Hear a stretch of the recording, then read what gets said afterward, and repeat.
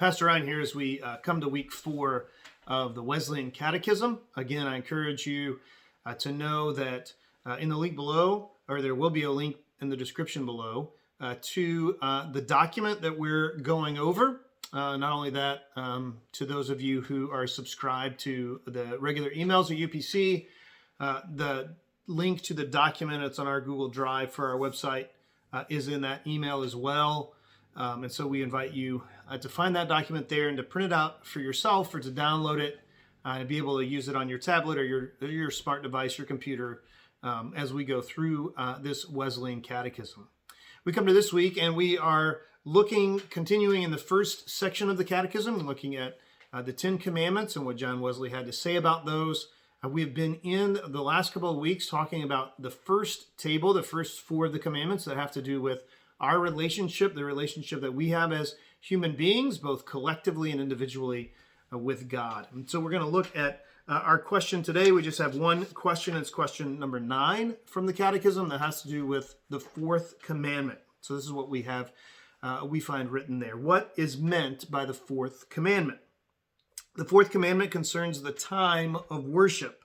God is to be served and honored daily, but one day in 7 is to be particularly dedicated to his honor and spent in his service. Remember the Sabbath day and keep it holy. In it thou shalt do no manner of work. It is taken for granted that the Sabbath was instituted before we read of God's blessing and sanctifying a 7th day from the beginning. This is Genesis chapter 2, verse 3, as God talks about at creation, in the story of creation in Genesis, that in the 6 days, God made the heavens and the earth, but on the 7th day, God rested. So that this was not the enacting of a new law, but it was the reviving of an old law. And so of all the 10 Commandments, which are new or newly given to the Israelites, to this new nation that God is calling to himself, and has rescued up out of slavery in Egypt. This law, this one of all of the 10 Commandments, is one that is not a new law, but it's an old law that is being reenacted, that is being told again about honoring the Sabbath and keeping it holy. And so John Wesley has 3 areas in which he talks about the way in which we are called to honor the Sabbath and to keep it holy. The first is this, that they are told what is the day they must observe, a 7th after 6 days labor. Whether this was the 7th by computation from the first 7th or from the day of their coming out of Egypt, or both, it is not certain. So the question is it the 7th day as they counted days after they had been brought out of slavery in Egypt, or is it the 7th day in the computation of the days? Now, we oftentimes, particularly as Christians, particularly in the Western world, we think of Sunday as the Sabbath day. If you are Jewish, Sunday is not the Sabbath. Sunday is just the first day of the week. And instead, Saturday is the Sabbath. And not only that, we count days one of 2 ways. Usually we count days by time. And so 12 midnight starts a new day. 12 a.m. is the beginning of the day. And it goes then in 2 12s, or 24 hours if you do military time, as we call it, to 11:59 and 59 seconds, and then a new day begins, midnight to midnight.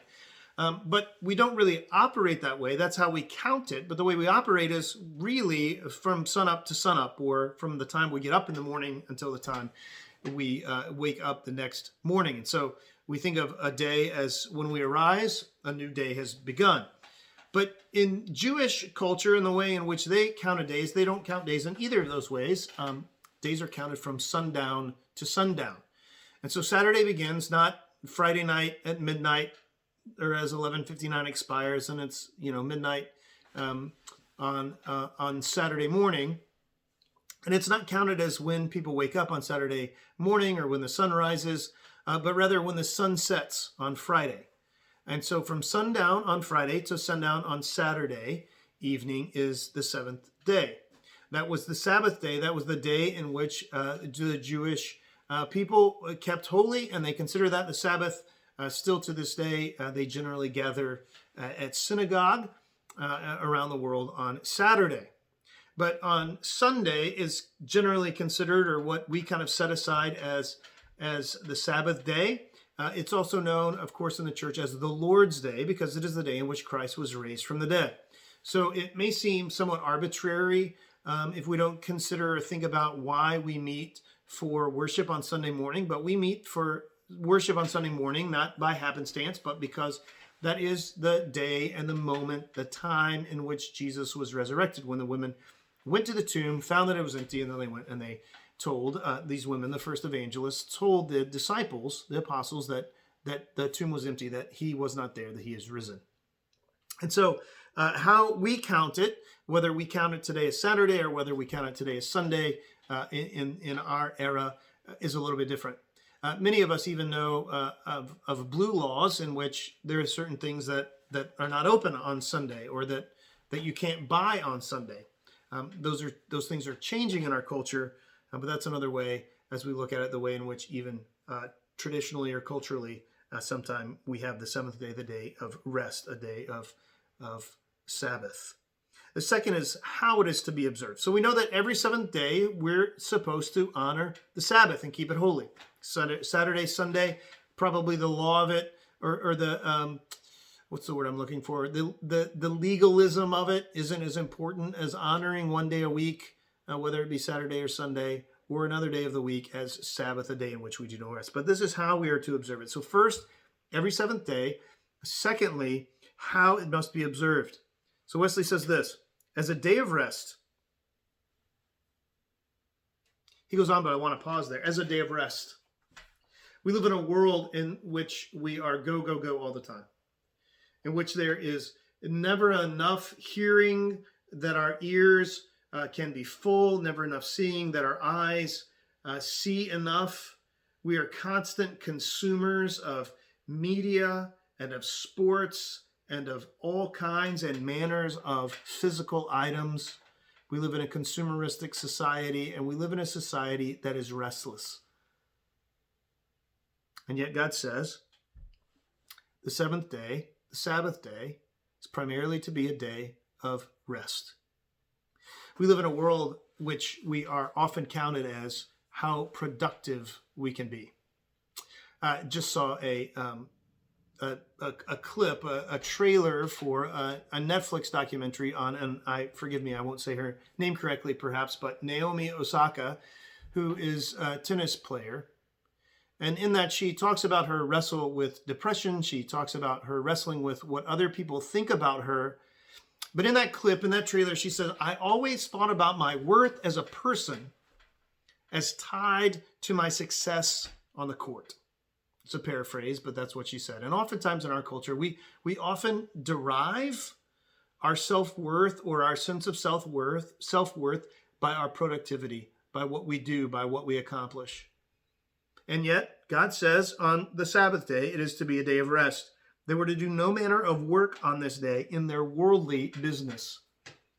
One of the things that the Sabbath helps us to do is to uncouple our worthiness and our sense of and knowing that we're worthy because we're made in the image of God from our accomplishment.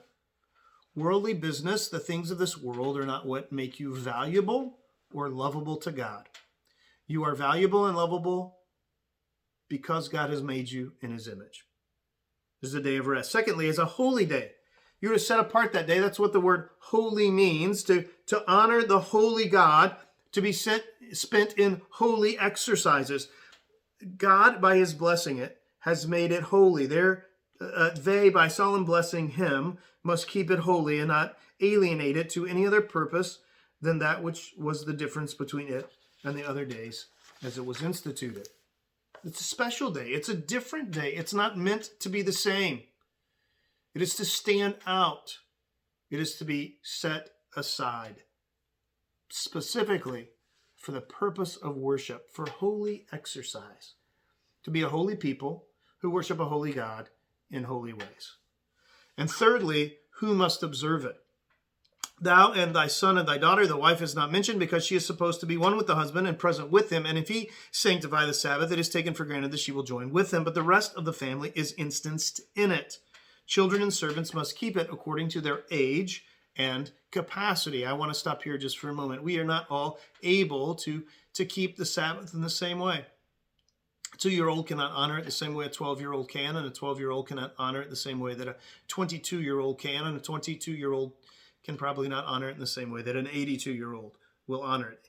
But in this and in other instances of religion, it is expected that masters of families should take care not only to serve the Lord themselves, but that their houses should observe or should serve him.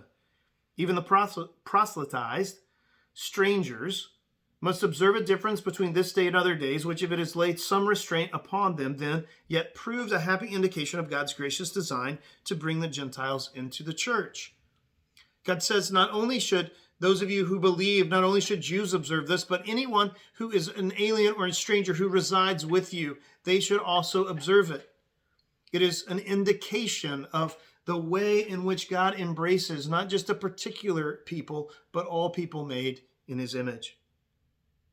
By the sanctification of the Sabbath, the Jews declared that they worship the God that made the world, and so distinguished themselves from all other nations, who worship gods which they made themselves. God has given us an example of rest after 6 days of work. He rested on the seventh day. We talked about that in Genesis 2:3. He took a complacency in himself and rejoiced in the work of his hand to teach us that on that day to take a complacency in him and to give him the glory of his works. The Sabbath began in the finishing of the work of creation, so will the everlasting Sabbath in the finishing of the work of providence and redemption. And we observe the weekly Sabbath in expectation of that, as well as in remembrance of the former, in both conforming ourselves in him we worship. He hath himself blessed the Sabbath day and sanctified it. He hath put an honor upon it. It is holy to the Lord and honorable, and he hath put blessings into it, which he hath encouraged us to expect from him in the religious observation of that day. Let us not profane, dishonor, and level that with common time, which God's blessing hath thus dignified and distinguished. In other words, in the Sabbath, we really do three things. We recall that God is the one who builds, God is the one who creates, God is the one who works. And we recall that on the seventh day, God rested from his labor. It's the first thing that we recall, or that we remember, or that we are reminded about. The second thing that we remember and we're reminded about is about our own lives, about the rhythm of life. That life is not to be always a striving and a struggling for ourselves here on earth, but we are to take a rest, and we are to rest in him. That we are to be renourished and renewed, not just by stopping what we do in this world, but by focusing our attention on God, keeping the Sabbath holy. And then the third thing that we do is that we anticipate and we look forward for that day of the completion of redemption. When God remakes the heavens and the earth, when he makes all things new. And as we reside in that eternal Sabbath, which he offers us in Jesus Christ. Amen.